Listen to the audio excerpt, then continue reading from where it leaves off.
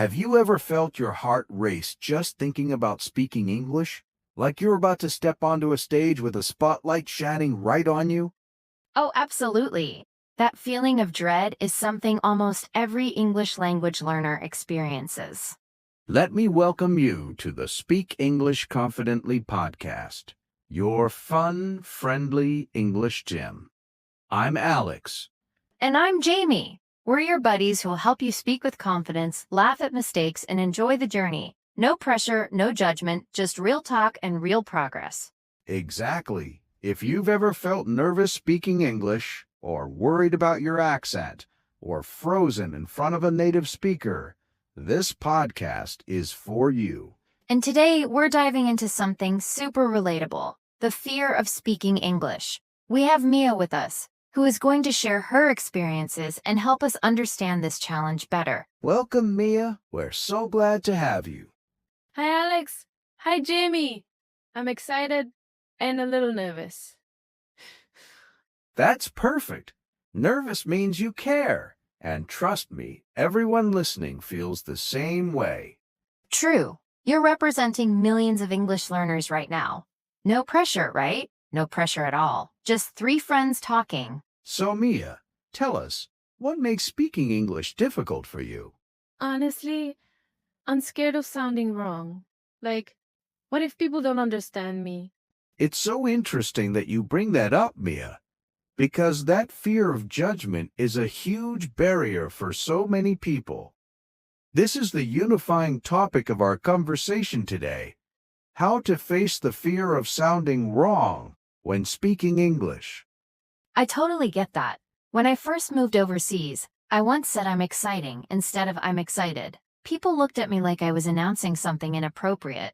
Oh my gosh, Jamie, that's hilarious. See, Mia, even native speakers mess up. And that's the thing, mistakes happen. And most of the time, people don't care. They just want to understand you. I know, but sometimes my mind goes blank. That's normal.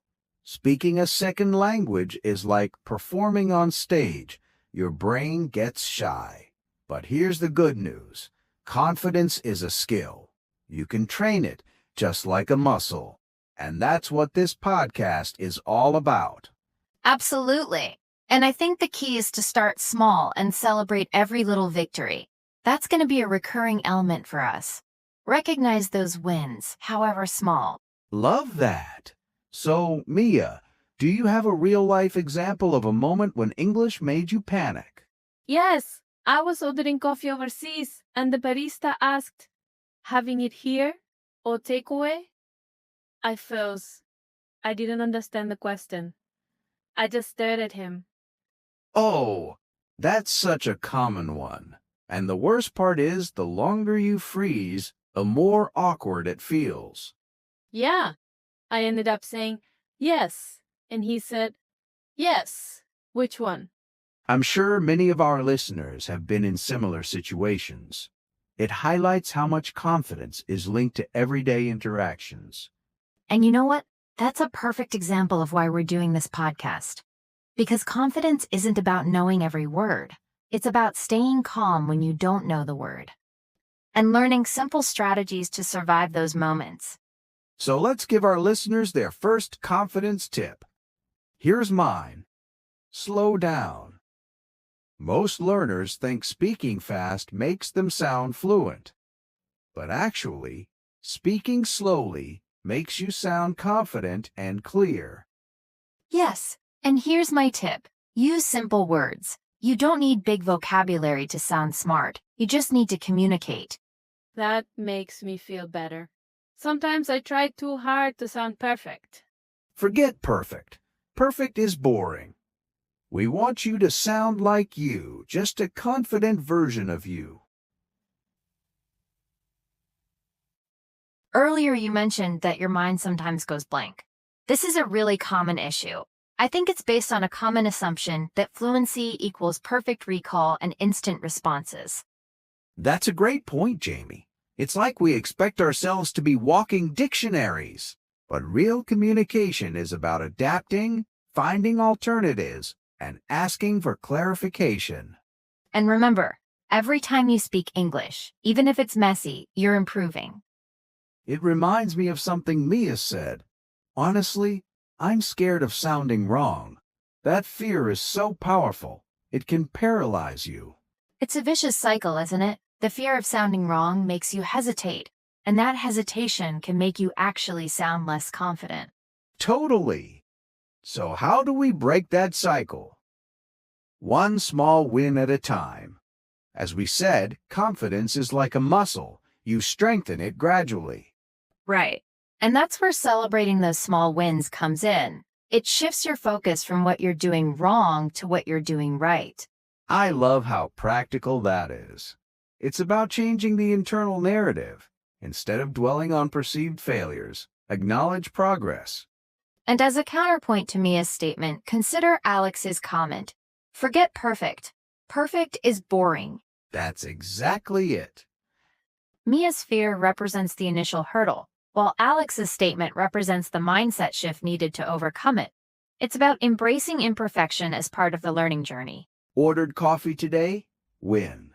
Talked to a coworker? Win. Said one sentence without panicking? Huge win. Precisely, because it ties directly back to Mia's initial fear. Every successful interaction, no matter how small, chips away at that fear and builds confidence. So, whether it's overseas or your local coffee shop, the key is to reframe your mindset, focus on small victories, and remember that everyone makes mistakes. Okay, time to wrap up this episode on conquering the fear of speaking English, our key topic today.